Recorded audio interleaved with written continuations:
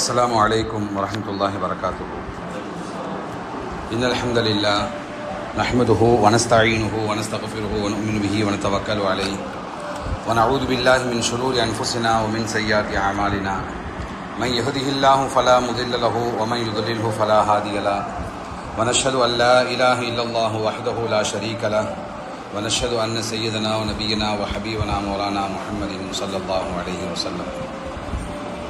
قال الله تعالى في القرآن المجيد والفرقان الحميد: يا أيها الذين آمنوا اتقوا الله حق تقاته ولا تموتن إلا وأنتم مسلمون. صدق الله العلي العظيم.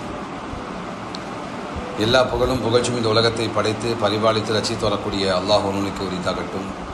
மேலும் அல்லாஹுடைய சாந்தியும் சமாதானமும் இந்த உலகத்துக்கு நேர்வழி காட்ட வந்த அனைத்து இறைத்தூதர்கள் மீதும், குறிப்பாக இறுதி தூதர் ஸல்லல்லாஹு அலைஹி வஸல்லம் அவர்கள் மீதும், மேலும் அவருடைய சொல்லையும் செயலையும் தமது உயிரிலும் மேலாக மதித்து வாழ்ந்த சத்திய சஹாபாக்கள் மீதும், அவர்களை பின்பற்றக்கூடிய நல்லோர்கள் மீதும் குறைநிலை மட்டுமே பிரார்த்தனை செய்தவனாக ஆரம்பம் செய்கின்றேன். அன்பிற்கினிய இஸ்லாமிய சகோதரர்களே, பெரியோர்களே, அல்லாஹுடைய மிக பெரும் கிருபையின் காரணமாக அல்லாஹ் நம் மீது விதித்த இந்த ஃபஜர் தொழுகை நிறைவேற்றியவர்களாக நாம் இங்கே குழுமி இருக்கின்றோம். அல்லாஹு தாலா நம்முடைய தொழுகைகளை அங்கீகரித்துக் கொள்வானாக. மௌத்து வரை 5 நேரமும் ஜமாத்தோடு தொழுகக்கூடிய நல்ல மனிதராக அல்லாஹு தாலா ஆக்கி அருள்வானாக. அன்பிற்கினிய இஸ்லாமிய சகோதரர்களே, பெரியவர்களே, இன்றைய வகுப்பிலே நாம் மறுமையில் நாம் என்ற தலைப்பின் கீழ் சில விஷயங்களை பார்க்க இருக்கின்றோம். எதற்காக மறுமை எடுக்கப்பட்டதுன்னு சொன்னால், ஒரு முஸ்லீம் அடிப்படையாக 3 விஷயங்களை அவன் தெரிந்திருக்க வேண்டும், மிக தெளிவாக புரிந்திருக்க வேண்டும். அதில் முதலாவது தௌஹீத். தௌஹீதில் எந்த விதமான மாற்று கருத்தும், தௌஹீதில் எந்த விதமான குழப்பமும், தௌஹீதில் எந்த விதமான சந்தேகம் இல்லாமல் மனிதன் தௌஹீதை புரிந்திருக்க வேண்டும். இரண்டாவது ரிசாலத், தூதுத்துவம், இறை தூதரை பற்றியும், இறை தூதருடைய தூது செய்திகள் பற்றியும், அந்த தூது செய்தியுடைய பொறுப்புகளை பற்றியும் கடமைகளை பற்றியும் ஒவ்வொரு முஸ்லீமும் அறிந்திருக்க வேண்டும்.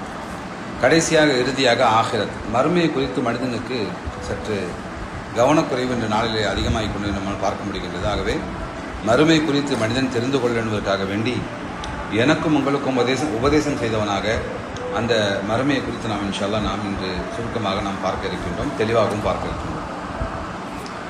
மனிதன் மறுமையை குறித்து ஏன் கவனம் இல்லாமல் இருந்து கொண்டிருக்கிறான் என்று சொன்னால், அதை நடப்பதை முதலிலே மனிதனுடைய அறிவு ஏற்றுக்கொண்டாலும் உலகத்துடைய அறிவு அதை மறுக்க வைக்கின்றது.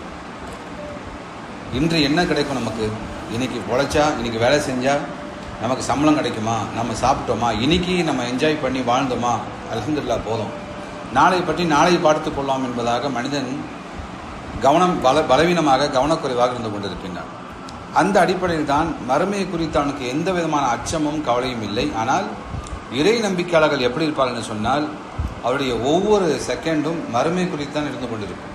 காரணம், அல்லாஹ் சொல்கின்றான், இன்ன பத்ஷ ரப்பிக லஷதீத், என்னுடைய பிடி மிகவும் கடுமையாக இருக்கும் என்பதாக அல்லாஹ் சொல்வதால் மறுமையுடைய அச்சம் இறை நம்பிக்கையாளர் உள்ளத்தில் இருந்து கொண்டே இருக்கும். எப்போதும் சரி, தனியாக ஒரு செயலை செய்தாலும், கூட்டாக ஒரு செயலை செய்தாலும், தனியாக ஒரு எண்ணம் தோன்றினாலும், எல்லா சந்தர்ப்பத்திலும் கூட மறுமை நாள் இதுக்கு நான் பதில் சொல்ல வேண்டுமே என்பதை மனிதன் எண்ணிக்கொண்டே இருப்பான்.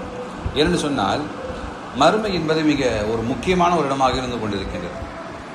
அல்லாஹ்வினால் சொர்க்கத்தை கொண்டு சுப செய்தி சொல்லப்பட்ட ஒரு நபித்தோழர் உமர் ரலியல்லாஹு அன்ஹு அவர்கள் அதிகமாக இந்த கபரை குறித்தும் மறுமை குறித்தும் அச்சப்பட்டு கொண்டே இருப்பார்கள்.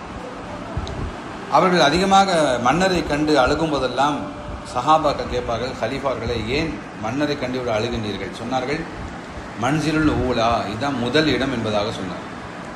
உலகத்தில் எப்படின்னா வாழ்ந்துடலாம், நம்ம இறந்து போன உடனே நம்மளை கொண்டு போய் அடக்கம் பண்ண போகிற முதல் இடம் எதுன்னு சொன்னால் கபர். இந்த ஃபஸ்ட்டு இடத்துல, இந்த ஆஃபீஸில் நம்ம என்ன பாஸ் ஆகிறோமா ஃபெயில் ஆகிறோமா, நம்முடைய முடிவு எப்படி இருக்கும் என்பதாக எண்ணி நான் அணுகிறேன் என்பதாக ஹலீஃபா உமர் அவர்கள் அழுது கொண்டிருப்பார்கள். சற்று யோசித்து பாருங்கள், சோனத்தை கொண்டு சுபச்செய்தி சொல்லப்பட்ட ஒரு நபித்தோழர் மன்னரை கண்டு அச்சப்படுகின்றார்கள், கவலைப்படுகின்றார்கள். காரணம், இதுதான் முதல் மன்சில் என்பதாக சொல்லுகின்றன சொன்னால், அதற்கு அடுத்தபடியாகத்தான் அவனுடைய வாழ்வு ஆரம்பமாகின்றது. நாம் எண்ணி இருக்கின்றோம், கியாமத் ஒரு நாள் வரும், வந்த பிறகு நம்ம எல்லாம் எழுப்பி அல்லாஹ் கேள்வி கேட்பான், அதுக்கு பிறகு விசாரணை, அதுக்கு பிறகு சொர்க்கம் நரகம், லாங் ப்ராசஸ் என்பதாக எண்ணிக்கொண்டிருக்கின்றோம். ஆனால் மனிதன் எப்போது இறந்து விடுகின்றானோ உடனே அவனுடைய மறுமை ஆரம்பமாகிறது. மறுமை ஆரம்பமாகி விடுகின்றது. எந்த அளவுக்கு என்று சொன்னால் அல்லாஹு தஆலா கியாமாவிலே அறிமுகப்படுத்துகின்றான். அந்த மறுமை நாள் என்பது 50,000 வருடங்களுக்கு சமம் என்பதாக சொல்கின்றார். 50,000 இயர்ஸ். அப்போ 50,000 வருடத்துக்கு அந்த ப்ராசஸ் போயிட்டுருக்குன்னு சொன்னால் சற்று யோசித்து பாருங்கள். ஆகவே இந்த மனிதன் இந்த உலகத்தோடு அழிந்து விடக்கூடியவன் அல்ல. அவன் செய்யக்கூடிய ஒவ்வொரு நன்மைக்கும் தீமைக்கும் அவனுக்கு நாளைக்கு மறுமை நாளில் பிரதிபலனும் தண்டனையும் கொடுக்கப்பட வேண்டும். கூலியும் கிடைக்கப்பட வேண்டும், தண்டனையும் கிடைக்கப்பட வேண்டும். ஆகவே அப்படிப்பட்ட ஒரு நாள் மறுமை நாள்.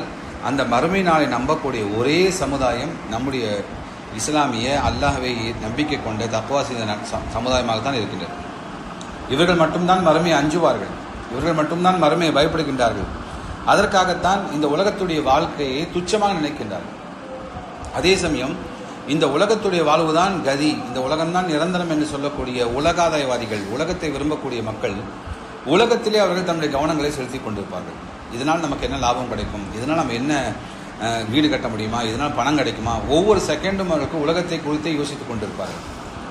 ஒருமுறை ரசூலுல்லாஹி ஸல்லல்லாஹு அலைஹி வஸல்லம் அவர்கள் தம்முடைய வீதியிலே நடந்து சென்று கொண்டிருக்கின்றார்கள். அப்துல்லா ரலியல்லாஹு அவர்கள் தம்முடைய வீடை ஒரு களிமண் வைத்து பூசிக்கொண்டிருக்கின்றார். அப்போ ரசூல் ஸல்லல்லாஹு அலைஹி வஸல்லம் அவர்கள் நின்று பார்க்கின்றார்கள். அப்துல்லாவே, இந்த உலகம் நிரந்தரம் என்பதாக எண்ணிக்கொண்டீர்களா, மறுமை வராது என்பதாக எண்ணிக்கொண்டீர்களா என்பதாக ஒரு சின்ன ஒரு அட்வைஸ் பண்ணிட்டு போகிறாங்க. போயிட்டு திருப்பி அடுத்த வாரம் அந்த பக்கம் வந்து பார்க்குறாங்க, அந்த வீடு அங்கே இல்லை. ஏன்னு சொன்னால் அந்த நபிகள் நாயகம் சொன்ன அந்த வார்த்தை அந்த நபித்தோட உள்ளத்திலே ஆழமாக எண்ணியது. இதன் பூசுவதன் காரணமாக நாம் உலகாதாயவாதிகள் ஆகிவிடுவோமோ, உலகத்தை நேசிப்பனாக அல்லாஹ் எண்ணி விடுவானோ என்பதாக எண்ணி அந்த வீட்டை முழுவதுமாக இடித்து விட்டு அவர்கள் இருந்தார்கள் என்று சொன்னால் சற்று யோசித்து பார்க்க வேண்டும். அவருடைய மறுமையுடைய சிந்தனை எப்படி இருந்தது. மறுமுறை நபிகள் நாயகம் அந்த பக்கம் வரும்போது இங்கே ஒரு வீடு இருந்துச்சு இங்கன்னு கேட்குறாங்க. அதை இடிச்சிட்டாரு. எதுக்கு இடிச்சிட்டாரு அவர், நீங்கள் இப்படி சொன்னதால. அப்போ ரசூல் ஸல்லல்லாஹு புரிய வைக்கிறாங்க, வீட்டில் இருக்கக்கூடாது, வீடு இடிக்கணும்னு சொல்ல வரல, இந்த உலகம் என்பது நிரந்தரம் அல்ல என்பதை உள்ளத்தில் பதிய வைக்கத்தான் சொன்னேன் என்பதாக நபிகள் நாயகம் அவர்கள் விளக்கம் சொன்னார்கள். ஆகவே அந்த மறுமையை குறித்து இந்த சஹாபாக்கள் ரசூலுல்லாஹி ஸல்லல்லாஹு அலைஹி வஸல்லம் அவர்கள் ஒவ்வொரு சந்தர்ப்பத்திலும் அதிகமாக மறுமை குறித்தும் அல்லாஹுடைய விசாரணை குறித்தும் அல்லாஹுடைய பயத்தை குறித்தும் நபிகள் நாயகம் எச்சரிக்கை செய்து கொண்டிருந்தார்கள். காரணம், மனிதன் இதை மறந்து விடுவான். ஏன்னு சொன்னால் அவனுடைய காமன் சென்ஸ், அவனுடைய அறிவு அது யோசிக்கவே தோணாது.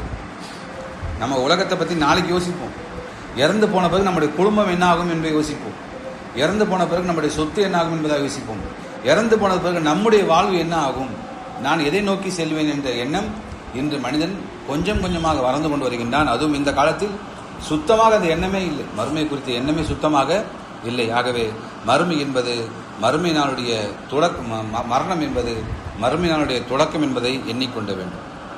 மறுமைக்கான முதல் வாசல்படி மரணம். ஒரு மனிதன் மறுமை அடைய வேண்டும் என்று சொன்னால் அவன் உயிர் பிறந்த தருணத்திலிருந்து அந்த விஷயம் ஆரம்பமாகிறது. மன்னருக்குள் அடக்கம் செய்யப்பட்ட பிறகுதான் அவனுடைய மறுமை வாழ்க்கையை தொடங்குகின்ற என்பதை அதிகமான ஹதீஸ்கள், புகாரி முஸ்லீமில் அதிகமான ஹதீஸ்கள் தெரிவிக்கின்றன. அப்போ மறுமை அவன் மன்னரையில் அடக்கப்பட்ட உடனே தொடங்கி விடுகின்றது. எப்படி தொடங்குது? மன்னரில் அடக்கப்பட்டவன் ஆதாரப்படும் ஹதீஸ். மன்னரில் அடக்கப்பட்டவுடன் உடனடியாக அவனுக்கு என்ன ஆரம்பமாவது? கேள்வி கணக்கு. மர் ரப்புக்க, உன்னுடைய இறைவன் யார், உன்னுடைய மார்க்கம் என்ன, உன்னுடைய தூதர் யார், உனக்கு அனுப்பப்பட்ட தூதர் யார் என்ற கேள்வி ஆரம்பமாதா இல்லையா? அப்போது இறந்து போன உடனே கியாமத்து நாள் வரை, உலகம் அழியும் வரை, சூர் ஊதும் வரை அவன் மன்னரையிலே உறங்கிக் கொண்டிருப்பதில்லை. அவன் இறந்த உடனே கபருக்கு அடக்கம் செய்து ஒரு 10 ஸ்டெப் நவுந்து வந்த உடனே, நம்மள மக்கள்லாம் வந்த உடனே அடக்கம் பண்ணிட்டு வந்த உடனேயே காலடி சத்தம் குறைஞ்ச உடனேயே அங்கே விசாரணை ஆரம்பமாகும் என்பதை நாம் அறிந்திருக்கின்றோம். ஆகவே ஒரு முஃமின் எப்படி வாழணும்னு சொன்னால் அந்த மறுமையை குறித்து அச்சத்தோடு வாழ்ந்து கொண்டிருப்பான். எந்த விதமான தயக்கமும் இல்லாமல் அல்லாஹுடைய மார்க்கத்தை அவன் முழுவதுமாக பின்பற்றி கொண்டிருப்பான். கபரிலே கேள்வி கேட்கப்படும் போது ஒரு இறையச்சம் உள்ள முஃமின் அவனுடைய எல்லா கேள்விகளுக்கும் பதில் சொல்லுவான். மலக்குமார்கள் கேட்கக்கூடிய எல்லா கேள்விகளுக்கும் பதில் சொல்லுவான். மன் ரப்புக்க, உன்னுடைய இறைவன் யார்? என் இறைவன் ரப்பி அல்லாஹ், அல்லாஹ் தான் இறைவன். உன்னுடைய மார்க்கம் என்ன? என்னோட மார்க்கம் தீன். உனக்கு அனுப்பப்பட்ட தூதர் யார்?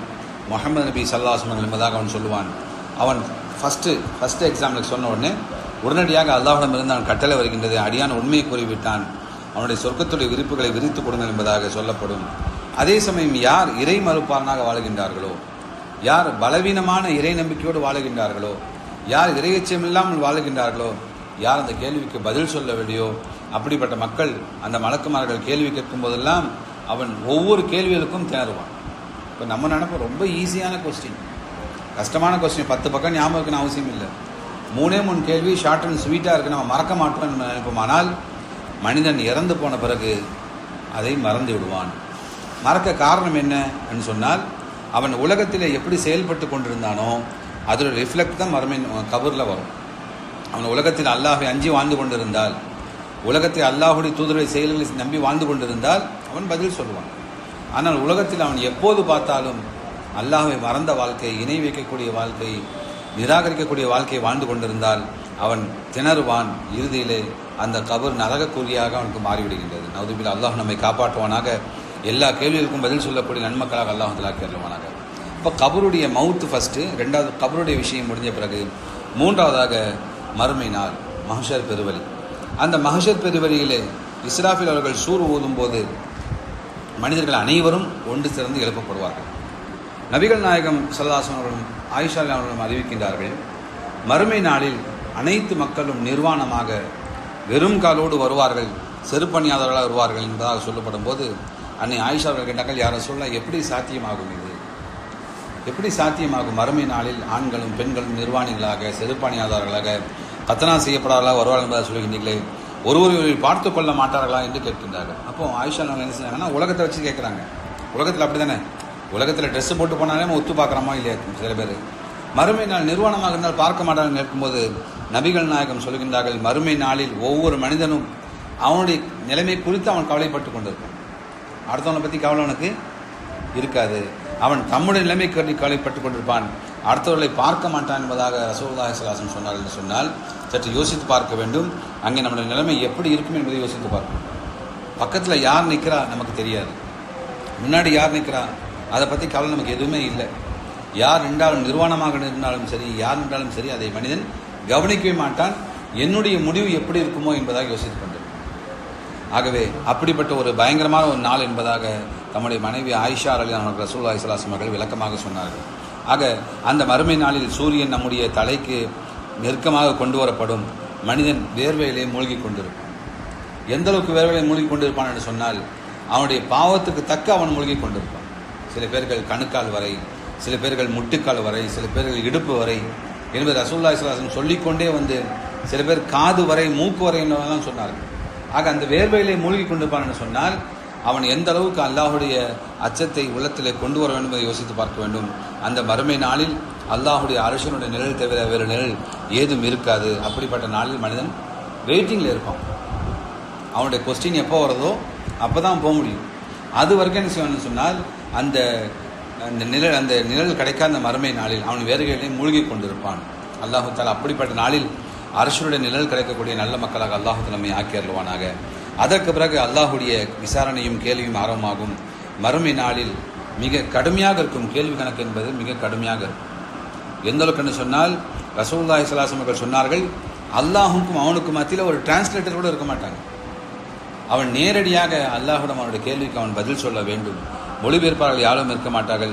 அல்லாஹு தஆலா கேள்விகளை நேரடியாக கேட்பான். அல்லாஹ் என்ன கேள்வி கேட்பான் சொல்ல முடியாது. அல்லாஹுடைய கேள்வி ஈஸியாக இருக்குமா கஷ்டமாக இருக்குமா சொல்ல முடியாது. நபிகள் நாயகம் இதை சொல்லிவிட்டு வரிசையாக சொன்னார்கள், முக்கியமாக 4 கேள்விகள் குறித்து அல்லாஹ் கேட்பான். ஃபஸ்ட்டு கபரில் கேள்வி முடிஞ்சிச்சு. அதுக்கடுத்து மறுமை நாளில் முதல்ல அல்லாஹு தஆலா 4 கேள்வி கேட்பான். அந்த கேள்விக்கு பதில் சொல்லாமல் அவனுடைய கால் நகராது என்பதாக சொன்னார்கள். அந்த ஒவ்வொரு கேள்விக்கும் அவன் பதில் சொல்வதற்கு நீண்ட ஆண்டுகள் ஆகி கொண்டிருக்கும். குயிக்காக சொல்லிட்டு போகிறதில்லை. முதலாக என்ன கேள்வி கேட்பான்னு சொன்னால், உங்கள் ஆயுளை, உங்கள் வயதை நீங்கள் எப்படி செலவழித்தீர்கள்? நீங்கள் உலகத்தில் 60 வருஷம் வாழ்ந்தீங்க, 70 வருஷம் வாழ்ந்தீங்க, 40 வருஷம் வாழ்ந்தீங்க, 100 வருஷம் வாழ்ந்தீங்க. நம்மளாம் ஆசைப்படுறோமா இல்லையா? நீண்ட ஆயுள் வேணும், நீண்ட ஆயுள் வேணும் என்பதாக. நீண்ட எந்த அளவுக்கு ஆயுள் நீட்டிக்கப்படுகின்றதோ அந்த அளவுக்கு என்ன செய்யும்? கேள்வி கணக்கும் அதிகமாகிட்டே இருக்கும். நபிகள் நாயகம் ஒருமை சொன்னார்கள், அல்லாஹு தஆலாவுடைய அருட்கொடைகளை அதிகமாக கொடுக்கப்பட்ட ஒரு நபி யாரு? சுலைமான் அலைஹிஸ்ஸலாம். சுலைமான் நபியும் தாவூத் நபியும் நாளைக்கு மறுமை நாளில் விசாரணை நீளமாக இருக்கும் என்பதாக சொன்னார். ஏன்னு சொன்னால் அல்லாஹ்வுடைய அருள் அதிகமாக கொடுக்கப்பட்ட நபி. எல்லாத்துக்கும் முடிஞ்சும் அவங்க விசாரணை போயிட்டுருக்குன்னு சொன்னாங்க. ஆக இதே போன்று நம்முடைய வயசு, நம்ம ஒவ்வொருத்தரும் நினைக்கணும், இன்னும் கொஞ்சம் வருஷம் வாழணும், இன்னும் 100 வருஷம் வாழணும், செஞ்சுரி அடிக்கணும், 108 வருஷம் வாழணும் என்பதாக எண்ணிக்கொண்டிருக்கும். ஆகவே நம்முடைய ஆயுள் நீடிக்கப்படுவது எதற்காக என்று சொன்னால் அல்லாஹ்விடம் தௌபா கேட்டு மீளுவதற்குண்டான ஒரு வழி. இந்த கொரோனாவில் எத்தனையோ பேர் நம்முடைய சகோதரர்கள் இறந்து போனார்கள்.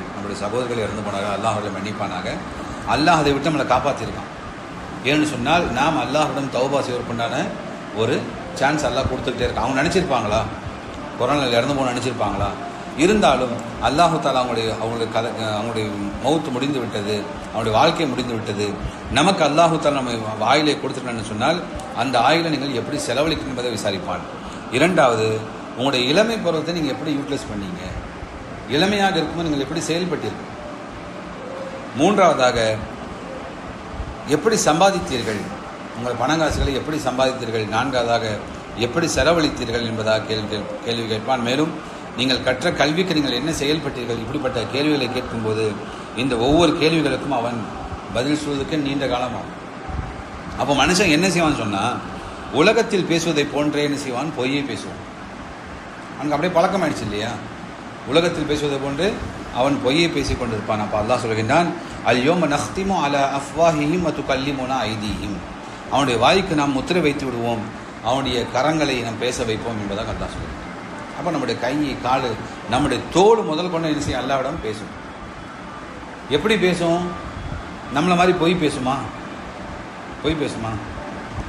இப்போ ஒரு கேமரா ரெக்கார்ட் பண்ணிகிட்டு இருக்கு, என்ன கேட்கும்போது நம்ம ஏதாவது பொய் பேசி தப்பிச்சிடலாம், நம்ம அப்படி செய்யலை இப்படி செய்யலை என்பதாக கேமரா நம்ம கவனிக்காமல் பேசிடலாம். இறுதியாக கேமரா பொய் பேசுமா? போட்ட உடனே செய்யும், உண்மையை சொல்லலாம். சிக்னல் நின்றானா இல்லையா, ஹெல்மெட் போட்டானா இல்லையான்னு சொல்லிடும். அப்போ தப்பிக்க முடியாது. இப்போ கேமராவுக்கு மனுஷன் பயப்படுறானா இல்லையா? ஆனால் கேமராவோட நம்ம கூடயே இருக்க நம்முடைய உடல் உறுப்புகள் எல்லாம், இது பெரிய கேமரா, சரிங்களா? நாளைக்கு மறுமை நாளில் அல்லாஹ்விடம் மிக சரியான முறையில் நாம் செய்த ஒவ்வொரு செயலையும் சொல்லி கொண்டிருப்போம். எந்த அளவுக்குன்னு சொன்னால் அவனுடைய சொந்த உறுப்பே அவனுக்கு எதிராக சாட்சி சொல்லும் என்பதாக அல்லாஹ் சொல்லுவோம். எதுவுமே நம்ம ரெக்கமெண்ட் பண்ணாது. நம்முடைய கை, கால், வாய், எல்லா உறுப்பும் நமக்கு எதிராக சாட்சி சொல்லும். சாதகமாக சாட்சி சொன்னால் பரவாயில்லையே, யாரெல்லாம் அவன் ஒழுங்காக தொழுதுட்டு இருந்தான், எப்போ சொல்லும், நம்முடைய வாழ்ந்தால் அப்படி சொல்லும். ஆகவே நம்முடைய உடல் உறுப்புகள் எல்லாம் நமக்கு எதிராக சாட்சி சொல்லும் என்பதாக அல்லாஹு தஆலா சூரா யாசீனிலே சொல்ல வைக்கின்றான். ஆகவே இந்த ஒவ்வொரு உறுப்புகளும் நமக்கு எதிராக சாட்சி சொன்ன பிறகு நம்முடைய நன்மைகளும் தீமைகளும் அல்லாஹு தஆலா என்ன செய்கின்றன்னு சொன்னால் அளந்து பார்க்கின்றான். ஃபமை யாமல் மிஸ்கால தர்ரத்தின் கைரன் யரா ஷர்ரன் யரா. நாம் கடுகளவு நன்மை செய்திருந்தாலும் அதற்குண்டான ரிவார்டு அல்லாஹ்ட்ட கிடைக்கும், கடுகளவு பாவம் செய்தாலும் அதற்குண்டான தண்டனை அல்லாஹ்விடம் கிடைக்கும். ஆகவே அன்று நம்முடைய எல்லா செயல்களும் நமக்கு எடை போடப்பட்டு காட்டப்படும் நாளைக்கு மறுமை நாளில். இதையெல்லாம் மனிதன் ஒவ்வொன்றாக கிராஸ் பண்ணிட்டே வருவான். நம்ம சீக்கிரமாக பேசிட்டு போயிட்டே இருக்கோம், ஆனால் மறுமை நாளில் இது சீக்கிரமாக ப்ராசஸ் நடக்காது. கொஞ்சம் கொஞ்சமாக விசாரணை முழுவதுமாக போய் கொண்டிருக்கும். அந்த விசாரணை, மறுமை விசாரணை குறித்து நாமெல்லாம் சாதாரணமாக எண்ணிக்கொண்டிருக்கின்றோம். சொர்க்கத்துக்கு முதலாக செல்லக்கூடிய நபி முஹம்மது நபி ஸல்லல்லாஹு அலைஹி அவர்கள் தம்முடைய தொழுகையில் துவா செய்வார். அல்லாஹும்ம ஹாசிபனி ஹிசாபை யசீரா. யா அல்லாஹ், நாளைக்கு மறுமை நாளில் கேள்வி கணக்கு கேட்கப்பட்ட நாளில் என்னுடைய கேள்வி கணக்கை லேசாக்குவாயாக. இதை கேட்டோம்னா சஹாபாக்கள் யோசிச்சாங்க, யார் ரசூலுல்லாஹ் கேள்வி கணக்கு எப்படி அல்லாஹ் லேசாக கேட்பான், கஷ்டமாக கேட்பான். அப்போ ரசூல் ஸல்லல்லாஹு அலைஹி வஸல்லம் புரிய வைக்கிறாங்க, சில பேர்களை அல்லாஹ் விசாரிப்பான், மேலோட்டமாக சில கேள்விகளை கேட்பான், நீங்கள் போங்க என்பதாக சொல்லிவிடுவான். சில பேர்கள் அல்லாஹு தஆலா துருவி விசாரிப்பான். துருவி விசாரிக்கும் போது அவனுடைய கதை முடிந்து விட்டது என்பதாக சொல்லி, நான் அப்படிப்பட்ட ஈஸியான கேள்வியை கேட்கறது துவா செய்கிறேன். யார்? ரசூல்லா கேள்வி இருக்கா நாளைக்கு மறுமை நாளில்? இருக்கா இல்லையா? சொர்க்கம் அவங்களுக்கு அல்லாஹ் சொல்லிட்டான், அஃபல்லாஹு அன்கலிமா அதீன் தலஹும், உங்கள் முன்பின் பாதையை மன்னித்து விட்டு என்பதாக சொல்லிவிட்டான். சொர்க்கத்தை கொண்டு சுப செய்தி சொல்லிவிட்டான். அப்படிப்பட்ட நபியும் நாளைக்கு மறுமை நாளில் அல்லாஹுடைய கேள்வி கணக்கு அஞ்சிருக்கின்றான்னு சொன்னால் நம்மளாம் யோசிச்சு பார்க்கணும், நம்முடைய கேள்வி கணக்கு எப்படி இருக்கும் என்பதாக. ஆகவே நம்முடைய கேள்வி கணக்கும் அல்லாஹு தஆலா லேசாக்குவானாக. அதற்கடுத்து சிராத் என்ற பாலமும் இறுதி தீர்ப்பினாலும் நரகத்தின் மீது ஒரு நீண்ட ஒரு பாலம் இருந்து கொண்டிருக்கும். அது மிக கூர்மையான பாலம். அவனுடைய நம்பிக்கைக்கு தகுந்தவாறு மனிதன் அந்த பாலத்தை கிராஸ் பண்ணுவான். அவன் இறை நம்பிக்கையில் பலமானவனாக, அல்லாஹை அஞ்சி வாழக்கூடியவனாக, நபிமார்களை போன்று அவன் ஈமான் கொண்டவனாக இருந்தால் அந்த பாலத்தை அவன் மின்னல் வேகத்தை கடந்து விடுவான். சஹாபாக்களை மேலே ஈமான் கொண்டு இருந்தாலும் அவன் கடந்து விடுவான். ஆக இப்படி அவனுடைய நம்பிக்கை எந்த அளவுக்கு இருக்கின்றதோ அந்த அளவுக்கு என்ன செய்வான் என்று சொன்னால் அந்த பாலத்தை கடப்பான். சில பேர்கள் புயலை போன்று கடப்பார்கள், சில பேர்கள் நடந்து செல்வார்கள், சில பேர்கள் தவழ்ந்து செல்வார்கள் என்பதாகலாம் அல்லாஹ்வுடைய நமக்கு விளக்கமாக சொன்னார்கள். ஆகவே அப்படிப்பட்ட பாலத்தை நாம் எப்படி கடக்கப் போகின்றோம், இதை நம்ம யாரும் நம்ம எக்ஸ்பிளைன் பண்ண வேண்டாம். ஒவ்வொருத்தரும் இண்டிவிஜுவலாக சிந்திச்சா நான் எப்படி கடப்பேன் இந்த பாலத்தை அப்படின்னு சொன்னால் நம்ம க்ளீனாக தெரியும். நம்ம ஒரு ஸ்டெப்பும் எடுத்து வைக்க முடியாது. காரணம், நம்ம உலகத்தில் மூழ்கி கொண்டிருக்கின்றோம். ஆகவே நவுதுபில் அல்லாஹ் நம்மை காப்பாற்றுவானாக. நாம் அந்த பாலத்தை மின்னல் வேகத்திலே கடக்கக்கூடிய நல்ல மக்களாக அல்லாஹுத்தல் ஆக்கி அருள்வானாக. இதற்கு பின்பு அந்த பாலத்தை கடந்த பின்பு நம்முடைய அமலுக்கு தக்க அல்லாஹ்விடம் அந்த ரிசல்ட் கொடுக்கப்படும் இல்லையா? பிளட் டெஸ்ட் எடுத்தாச்சு, ரிசல்ட் வாங்கி டாக்டரை போய் பார்க்கணும். அந்த ரிசல்ட் நம்ம வாங்கி கையில் வச்சுருப்போமா இல்லையா? அந்த ரிசல்ட்டு நல்ல ரிசல்ட்டாக கெட்ட ரிசல்ட்டாக தெரியாது. ஆனால் நாளைக்கு மறுமை நாளில் அல்லாஹு தாலா அந்த ரிசல்ட்டு கொடுக்கும் போதே தெரிஞ்சிடும் நம்ம சொர்க்கவாசியை நரகவாசி என்பதாக. அல்லாஹு தாலா குர்ஆனில் சொல்லித் தருகின்றான். சில பேர்களுக்கு அந்த ஏடுகளை அல்லாஹு தாலா என்ன செய்வான் என்று சொன்னால் மகிழ்ச்சியோடு கொடுப்பான். அதை வாங்கி கொண்டு அவர்கள் இந்த பதிவேட்டை பாருங்கள் என்பதாக மகிழ்ச்சியோடு மக்களிடத்தில் காட்டுவார்கள். சூரா மாரிஜில் அல்லாஹ் இதை பற்றி சொல்கிறான். யாருக்கு அல்லாஹு தாலா வலது கரத்திலே கொடுக்கின்றானோ அவர்கள் சந்தோஷமாக என்ன செய்வார்கள், வாங்கி கொண்டு மக்களிடத்திலே பாருங்கள், இது பாருங்கள், எப்படி இருக்கு பாருங்கள், செஞ்ச எல்லா நல்லமலும் பதிவு செய்யப்பட்டிருக்கு, எதுவுமே இல்லை மறைக்கப்படவில்லை என்பதாக மகிழ்ச்சியோடு மக்களிடம் காட்டிக் கொண்டிருப்பார்கள். அதே போன்று யாருக்கு அல்லாஹு தாலா லெஃப்ட் ஹேண்டில் கொடுக்குறானோ, இடது கையில் கொடுக்கின்றானோ, முதுகுக்கு பின்னால் வாங்கி கொள்கின்றார்களோ, அப்படிப்பட்ட இறை மலுப்பாளர்கள் என்ன செய்வார்கள் சொன்னால், இந்த பதிவேடு எனக்கு கொடுக்கப்படாமல் இருக்கக்கூடாதா? ஏனென்று சொன்னால் இதனால் செய்யப்பட்ட எல்லா விஷயமும் பதிவு செய்யப்பட்டிருக்கின்றது, இது கொடுக்கப்படாமல் அப்படியே விட்டிருக்கக்கூடாதா, கை செய்தும் என்பதாக அழுவார்கள் என்பதாக அல்லாஹு தாலா சொல்லித் தருகின்றான்.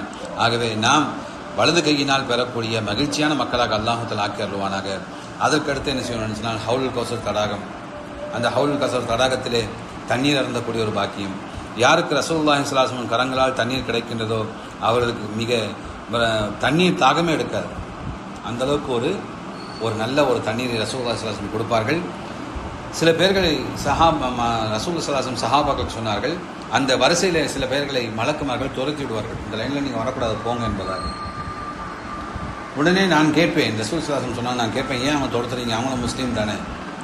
அப்போ ரசூல் ஸல்லல்லாஹு அலைஹி வஸல்லம் மலக்குமார்கள் சொல்லுவாங்க, யார் ரசூலுல்லாஹ், உங்களுடைய மரணத்துக்கு பிறகு இவன் மார்க்கத்தில் இல்லாத புதிய புதிய விதாத்துகளை, புதிய புதிய விஷயங்களை உண்டாக்கினான், நீங்கள் சொல்லாதையெல்லாம் சொன்னதாக சொன்னான் என்பதாக எல்லாம் சொல்லி சொன்ன உடனே அவர்கள் அங்கிருந்து விரட்டப்படுவார்கள். இப்போ இந்த ஹதீஸ் நமக்கு சொல்லக்கூடிய பாடம் என்ன சொன்னால், நாம் முழுவதுமாக ரசூலுல்லாஹி ஸல்லல்லாஹு அலைஹி வஸல்லம் பின்பற்ற வேண்டும். வெறும் நிக்கால மட்டும் பின்பற்றதில்லை, நிக்காஹுமின் சுன்னதி, திருமணம் என்பது நிக்கா, அதில் மட்டும் பின்பற்றதில்லை. தம்முடைய வாழ்க்கையுடைய அனைத்து கட்டங்களிலும் என்ன செய்ய வேண்டும் என்று சொன்னால் நாம் ரசூலுல்லாஹி ஸல்லல்லாஹு அலைஹி வஸல்லம் பின்பற்றக்கூடிய நல்ல மக்களாக இருக்க வேண்டும். அதற்கடுத்து அல்லாஹு தாலாவுடைய உத்தரவுக்கு தகுந்த ரசூலுல்லாஹி ஸல்லல்லாஹு அலைஹி வஸல்லம் அவர்கள் அல்லாஹ்விடத்திலே ஷஃபாத் பரிந்துரை செய்வார்கள். மனிதன் தம்முடைய பரிந்துரைக்காக வேண்டி ஆதம் நபியிலிருந்து ஒவ்வொரு நபியாக அவன் அலைந்து கொண்டிருப்பான். ஒவ்வொரு நபி என்ன செய்வான் சொன்னால், என்னால் முடியாது, அங்கே போங்க அங்கே போங்க என்பதாக சொல்வார்கள். இறுதியாக அல்லாஹுடைய உத்தரவு வந்தவுடன் ரசூலுல்லாஹி ஸல்லல்லாஹு அலைஹி வஸல்லம் அவர்கள் நமக்காக ஷஃபாத்து செய்வார்கள். அதே போன்று பாவங்களுக்கு தண்டனையும் நன்மைகளுக்கு மன்னிப்பும் கிடைக்கக்கூடிய, நன்மைகளுக்கு கூலியும் கிடைக்கக்கூடிய ஒரு நாளாக மறுமை நாள் இருந்து கொண்டிருக்கின்றது. ஆகவே இப்படிப்பட்ட ஒரு மறுமை நாள் மிக நெருக்கமாக இருக்கின்றது, மிக மிக நெருக்கமாக இருக்கின்றது. உரையுடைய கடைசி பகுதியாக இந்த மறுமை நாளுக்காக நாம் என்ன செய்ய வேண்டும்? நான் ஆரம்பத்தில் வசனத்தில் அல்லாஹு தஆலா சொல்லித் தருகின்றான், யா ஐயுஹல்லதீன ஆமனு தக்குல்லாஹ், இறை நம்பிக்கை கொண்ட மக்களே, ஹக்க துகாத்திஹி வலா தமூத்துன இல்லா வஅன்தும் முஸ்லிமூன். அல்லாஹுக்கு எந்த முறைப்படி அஞ்ச வேண்டுமோ அந்த முறைப்படி அஞ்சுங்கள், நீங்கள் முஸ்லீம்களாக இல்லாமல் நீங்கள் ஒருபோதும் இறந்து விடாதீர்கள். ஏனென்று சொன்னால் நாம் மௌத்தாகும் போது இறை நம்பிக்கை கொண்ட மக்களாக மௌத்தாக வேண்டும், இறை நம்பிக்கை இல்லாத மக்களாக நாம் ஒருபோதும் மௌத்தாகிவிடக்கூடாது. ஆகவே அதே போன்று அல்லாஹ் தஆலா சொல்கின்றான், யா ஐயுஹல்லதீன ஆமனு தக்குல்லாஹ் வல் தன்துர் நஃப்ஸும் மா கத்தமத் லிகத். அந்த ஒரு நாளை அஞ்சிக் கொள்ளும் என்பதை அல்லாஹ் சொல்கின்றான். ஆக உரையுடைய கடைசியாக இந்த மறுமை நாளுக்காக நாம் என்ன தயார் செய்து வைத்திருக்கின்றோம் என்பதை யோசித்து பார்க்க வேண்டும். ஆக ஒரு 10 விஷயங்களை நான் சொல்லி முடித்து கொள்கின்றேன். முதலாக நம்முடைய ஈமானை உறுதிப்படுத்திக் கொள்ள வேண்டும், இறை நம்பிக்கையை உறுதிப்படுத்திக் கொள்ள வேண்டும். அதிகமாக ரதீது பில்லாஹி ரப்பன், யா அல்லாஹ்வை நான் ஏற்றுக்கொண்டேன், ஓய் முஹம்மது ரசூலா, ரசூலை அல்லாஹுடைய தூதராக ஏற்றுக்கொண்டேன், ஒரு இஸ்லாமிய தீனா, இஸ்லாமிய அடிப்படை செயல்படுகின்றேன் என்பதாக நம்முடைய ஈமானை புதுப்பித்து கொண்டே இருக்க வேண்டும். எப்படி ஒழு முறியுதா இல்லையா? ஒழு முறியுது இல்லையா? ஒரு நாளைக்கு எத்தனை தடவை ஒழு முறியுது? இதே போன்று ஈமானும் முறியும். ஈமான் செய்யும், நம்ம ஒழு செஞ்சு ஒழு என்ன செய்யும், உயிர்ப்பித்துக் கொள்கின்றோம். நம்முடைய ஈமானை எப்படி உயிர்ப்பித்துக் கொள்வது என்று சொன்னால், தினந்தோறும் என்ன செய்யணும்னு சொன்னால், அதிகமாக நான் அல்லாஹ்வை நம்பிக்கை கொள்கின்றேன் என்ற விஷயத்தை சொல்வது மட்டுமல்லாமல் நம்முடைய ஈமானை உறுதிப்படுத்தி நாம் வாழ வேண்டும். ஆக முதலாவதாக ஷிர்க்கை விட்டுவிட்டு, மூட நம்பிக்கை விட்டுவிட்டு முழுவதுமாக நம்முடைய ஈமானை உறுதிப்படுத்திக் கொள்ள வேண்டும். இரண்டாவதாக மறுமை நாள் வருவதற்கு முன்பாக நாம் செய்ய வேண்டிய விஷயம், நம்முடைய தொழுகைகளை நாம் பாதுகாத்துக் கொள்ள வேண்டும். தொழுகை என்பது மிக மிக முக்கியமான விஷயம். நாளைக்கு மறுமை நாளில் முதலாக நம்மிடம் விசாரிக்கப்படுவது தொழுகை குறித்தாகவே தொழுகை நாம் உறுதிப்படுத்திக் கொள்ள வேண்டும். காரணம், மறுமை நாளில் நம்மை காக்கக்கூடிய மிகப்பெரிய ஒரு அரண் தொழுகை. ரசூல் ஸல்லல்லாஹு அலைஹி வஸல்லம் தொழுகை பற்றி சொன்னாங்க, அஸ்ஸலாத்து மிஃப்தாஹுல் ஜன்னா, சொர்க்கத்துடைய சாவி என்பதாக சொன்னார்களாகவே நாம் தொழுகையை உறுதிப்படுத்திக் கொள்ள வேண்டும். மூன்றாவது, குர்ஆனோடு நம்முடைய தொடர்பை அதிகப்படுத்திக் கொள்ள வேண்டும். குர்ஆன் நம்ம ஓதுறோம், என்ன செய்கிறோம்? வெள்ளிக்கு வந்தால் கஹஃப் ஓதுறோம், யாசின் ஓதுறோம், வாக்கையா ஓதுறோம், தபாரக் ஓதுறோம், யாருன்னா இறந்து போனால் ஒரு ஜுஸு ஓதுறோம். ஓகே, ஆனால் அப்படி இல்லாமல் தினந்தோறும் குர்ஆனை என்ன செய்ய வேண்டும்? பொருள் அறிந்து ஓத வேண்டும். ஒரு நாளைக்கு எத்தனை முறை ஓதுவது? உதாரணமாக சொல்கிறேன், ஒரு நாளைக்கு எத்தனை முறை ஓதுன்னு சொன்னால், நீங்கள் ஒரு நாளைக்கு எத்தனை முறை செல்ஃபோனை பார்க்குறீங்களோ அதே அளவு குர்ஆனை ஓதும். ஆக ஒரு ஆய்வு கண்டுபிடிக்கப்பட்டிருக்கின்றது, மனிதன் ஒரு நாளைக்கு, சரிங்களா, ஒரு நாளைக்கு சுமார் 24 மணி நேரத்தில் 23% என்ன செய்யறான்? ஃபோனை பார்க்குறான். ஆக நம்ம எந்த அளவுக்கு நம்ம அடிக்கடி ஃபோனை பார்க்குறோமோ அதே அளவுக்கு குர்ஆனை என்ன செய்ய வேண்டும்னு சொன்னால் ஓத வேண்டும். குர்ஆனை நீங்கள் உதாரணமாக ஃபோனில் நீங்கள் ஒரு அரை மணி நேரம் செலவு பண்ணீங்களா, முடித்தோடனே அடுத்தது குர்ஆனில் என்ன செய்யணும்? நீங்கள் ஒரு அரை மணி நேரம் செலவழிப்போம். அப்போ கணக்கு போட்டு பாருங்கள், மனிதன் எதன் பக்கம் முன்னேறுவான்? குர்ஆனை வேணால் விட்டுருவான், ஃபோனை என்ன செய்ய மாட்டான்? விட மாட்டான். நம்ம இறந்து போன உடனே இந்த ஃபோன் நம்மோட வராது. வருமா? கபரில் சேர்த்து அடக்கம் பண்ணுவாங்களா? ஓடிபி எதாவது வந்தால் மலக்கு கேட்டால் ஓடிபி அதுக்கு சொன்னாடு, அதெல்லாம் எதுவும் இல்லை. ஆனால் ஃபோனை விட்டு நம்மை அடக்கம் செய்து விடுவார்கள். அதே சமயம் நீங்கள் குர்ஆனை ஓதி இருந்தால் குர்ஆன் என்ன செய்யும்? நம்மோட கபருக்கு வரும். வருமா வராதா? ஹதீஸ் இருக்கு. கபூரில் வந்து மலக்கு மாடம் அது என்ன செய்யும்? சண்டை போடுவோம். இவர் என்ன ஓதுனாரு, இவருக்கு தண்டனை கம்மி பண்ணு, இந்த தண்டனை கிடைக்காதுன்னு நினச்சி ஓதுனாரு அப்படின்னு சொல்லிட்டு குர்ஆன் மலக்கு மாடம் பேசும் என்பதாகலாம், மறுமை நாளில் தனக்காக பரிந்துரை செய்யும் என்பதாகலாம் நபிகள் நாயகம் சொன்னார்கள். குறைந்தபட்சம் தினந்தோறும் குறைந்தபட்சம் ஒரு 10 வசனங்களையாவது அதை பொருளறிந்து ஓத வேண்டும். 4வதாக, பெற்றோருக்கு பணிவிடை செய்ய வேண்டும். மறுமை நாள் வருவதற்கு முன்பாக பெற்றோருக்கு நாம் என்ன செய்ய வேண்டும் என்று சொன்னால் பணிவிடை செய்ய வேண்டும். அல்லாஹுடைய திருப்தி பெற்றோரின் திருப்தியில் இருக்கின்றது. ரசூல் ஸல்லல்லாஹு அலைஹி வஸல்லம் சொன்னார், அல்லாஹுடைய கோபம் பெற்றோரின் கோபத்தில் இருக்கின்றது. ஒரு தாயின் தந்தையின் கண்ணீருக்கு, தாயின் தந்தையின் மனவேதனைக்கு நாம் ஆளானால் மறுமை நாளில் மிகப்பெரிய ஒரு நஷ்டம் நமக்கு ஏற்படும். நம்ம என்ன அமல் செஞ்சாலும் சரி, பேரண்ட்ஸுக்கு ஒபே பண்ணல, பெற்றோருக்கு கட்டுப்படவில்லை, பெற்றோருடைய சொல்லு கேட்கவில்லை, பெற்றோர் சொல்லக்கூடிய நல்ல விஷயங்களுக்கு கீழ்ப்படியவில்லை என்று சொன்னால் நாளைக்கு மறுமை நாளில் இதே என்ன செய்யும் சொன்னால் மிகப்பெரிய ஒரு கெட்ட ஒரு விஷயமாக நம் சொர்க்கம் சொல்வது தடையாக ஆகிவிடும் என்று சொன்னால் நபிகள் நாயகம் சொன்னார்கள், உங்கள் தாயின் காலுக்கீழ் சொர்க்கம் இருக்கின்றது, உங்கள் தந்தையின் திருப்தி தான் அல்லாஹுடைய திருப்தி என்பதாக சொன்னார். ஆகவே 4வதாக பெற்றோருக்கு பணிவிடை செய்ய வேண்டும்.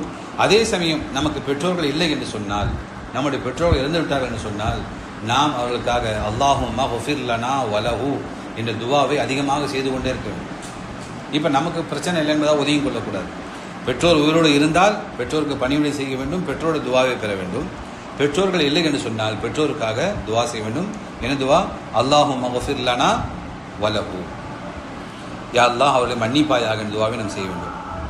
5வதாக, ஹலாலான உணவை நாம் சாப்பிட வேண்டும். ஹலாலான வருமானத்தை நாம் சம்பாதிக்க வேண்டும். நபிகள் நாயகம் ஸல்லல்லாஹு அலைஹி வஸல்லம் சொன்னார்கள், ஹராமான உணவால் வளர்க்கப்பட்ட உணவு உடல் நரகத்துக்கு செல்லும் என்பதாக சொன்னார். ஒரு துளி ஹராமான ரத்தம் உடலில் சேர்ந்தாலும் அந்த உடலை என்ன செய்யாது? சொர்க்கம் அக்செப்ட் பண்ண. அப்போ ஏடிஎம்மில் பாஸ் பின் போடுறோம் இல்லையா, ஒரு நம்பரை தப்பாக போனால் ஓகே ஆகிடுமா? எல்லா நம்பரும் போட்டோம், ஒரு நம்பர் தப்பாக போட்டால் என்ன செய்யாது? போகாது. ஃபோனில் ஒரு நம்பர் தப்பாக போட்டால் கரெக்டாக போயிடுமா? போகாது. அப்போது ஒரு நம்பர் தப்பாக, உலகத்தில் தான் ஒரு எக்ஸாம்பிள் சொல்கிறேன், உலகத்தில் பார்க்குறோம், ஏதாவது ஒன்று தப்பாக செஞ்சாலும் என்ன செய்ய முடியாது? பணம் கிடைக்காது, ஃபோன் போகாது. அதே போன்று மறுமை நாளில் சொர்க்கத்துக்குள்ளே போகணும்னு சொன்னால் அங்கே ஒரு சென்சார் இருக்கும். நம்ம உடம்புல ஒரு துளி ஹராமான ரத்தம் இருந்தால் அந்த உடம்பு என்ன செய்ய? சொர்க்கம் அக்செப்ட் பண்ணாது, ரிஜெக்ட் பண்ணிடும். இது வந்து எரர், ஒரு சொர்க்கத்துக்கு போக முடியாது என்பதாகவே நம்முடைய உடல் ஹராமான உணவால் வளர்க்கப்படாமல் ஹலாலான உணவால் வளர்க்கப்பட்டிருக்க வேண்டும். வியாபாரத்தில் ஏமாற்றுதல், லஞ்சம் வாங்குதல், வட்டி வாங்குதல், பிறர் உரிமைகளை அபகரித்து ஆகியவற்றை விட்டு விலக வேண்டும். மறுமை நாளில் ₹1 கூட நாம் பதில் சொல்ல வேண்டும். 6வதாக, பிறருக்கு நன்மை செய்ய வேண்டும். எப்படி நன்மை செய்ய வேண்டும் என்று சொன்னால், ரசூலுல்லாஹி ஸல்லல்லாஹு அலைஹி வஸல்லம் சொன்னார்கள், ஒரு முஸ்லீம் இன்னொரு முஸ்லீமை பார்த்து புன்னகைப்பதும் சதக்கா, மலர்ந்த முகத்தோடு பார்ப்பதும் சதக்கா என்பதாக சொன்னார்கள்.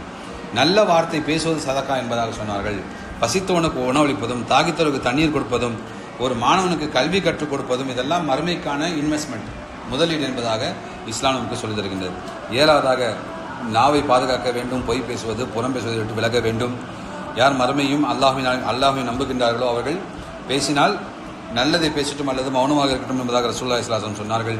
8வதாக தௌபாவை நாம் தாமதிக்கக்கூடாது. கொஞ்சம் வயசாகட்டும், தாடி முடியல நரைச்சி போட்டோம், நடக்க முடியாமல் வீட்டில் இருப்பாமா இல்லையா, அப்போ நம்ம என்ன செய்வோம், நாம் தௌபா செய்யும் என்பதாக நாம் யோசிக்கக்கூடாது. மரணம் வயதை பார்த்து வருவதில்லை, மவுத் வயசை பார்த்து வருதா? கல்யாணம் வயசை பார்த்து பண்ணலாம் இல்லைங்களா? மவுத்து செய்யுதோ வயசை பார்த்து வராது. ஆகவே எப்போது மரணம் வரலாம். ஆகவே நாம் தௌபாவை இன்றே ஆரம்பிக்க வேண்டும், நம்முடைய உறவு முறைகளை சரி செய்ய வேண்டும். கடைசியாக இறுதியாக நாம் என்ன செய்ய வேண்டும் என்று சொன்னால், அல்லாஹ்விடம் மறுமை நாளில் வெற்றிக்காக நாம் தொடர்ந்து துவா செய்து கொண்டே இருக்க வேண்டும். ஆக இப்படிப்பட்ட பணிகளை நாம் தொடர்ந்து செய்வோம் என்று சொன்னால் நிச்சயமாக நாளைக்கு மறுமை நாளில் நல்ல மக்களாக அல்லாஹ் நம்மை ஆக்கிடுவான். நான் இந்த உரையிலே மறுமை குறித்து அறிமுகம் செய்திருக்கின்றேன். 2வதாக மறுமை என்றால் என்ன என்பதை குர்ஆனின் அடிப்படையில் சொல்லியிருக்கின்றேன். 3வது மரணத்திலிருந்து கபருடைய வாழ்க்கை வரை சொல்லியிருக்கின்றேன். 4வது மஹ்ஷர் மைதானத்தை குறித்து சொல்லியிருக்கின்றேன். 5வதாக அமல்களை எடை போடுவது குறித்து சொல்லியிருக்கின்றேன். 6வதாக அந்த பதிவேடு கிதாப் வலது கையில் இடது கையில் வாங்குவதை பற்றி சொல்லியிருக்கின்றேன். 7வதாக சிராத்துல் முஸ்தகீம் பாலத்தை கடப்பதை குறித்து சொல்லியிருக்கின்றேன். 8வதாக ஹவுலுல் கௌசர் அதை பற்றி சொல்லியிருக்கின்றேன். 9வதாக சிஃபாரிசு யாருக்கு கிடைக்கும் என்பதை சொல்லியிருக்கின்றேன். இறுதியாக கடைசியாக நாம் மறுமைக்காக என்ன செய்யணும் என்பதை சொல்லியிருக்கின்றேன். ஆகவே எந்த விஷயங்கள் நாம் கேட்டோமோ அந்த விஷயங்களை நம்முடைய வாழ்க்கையில் பின்பற்றக்கூடிய நல்ல மக்களாக அல்லாஹ் தஆலா ஆக்கி அருள்வானாக. மறுமை குறித்து எச்சரிக்கையோடு வாழக்கூடிய நன்மக்களாக அல்லாஹ் தஆலா ஆக்கி அருள்வானாக. நாளைக்கு மறுமை நாளில் நம்முடைய குடும்பத்தாருடைய கேள்வி கணக்குகளை லேசாக்கி நம் உலகத்தில் எப்படி மனைவி மக்களோடு வாழ்கின்றோமோ அதே போன்று சொர்க்கத்தில் நம்முடைய மனைவி மக்களோடு இருக்கக்கூடிய நல்ல மக்களாக அல்லாஹ் தஆலா ஆக்கி அருள்வானாக. நம்முடைய பாவங்களை மன்னித்தருள்வானாக. ரப்பனா தக்கபல் மின்னா இன்னக அன்த ஸமீஉல் அலீம் வ துப் அலைனா இன்னக அன்த தவ்வாபுர் ரஹீம். அஸ்ஸலாமு அலைக்கும் வரஹ்மத்துல்லாஹி வபரகாத்துஹு.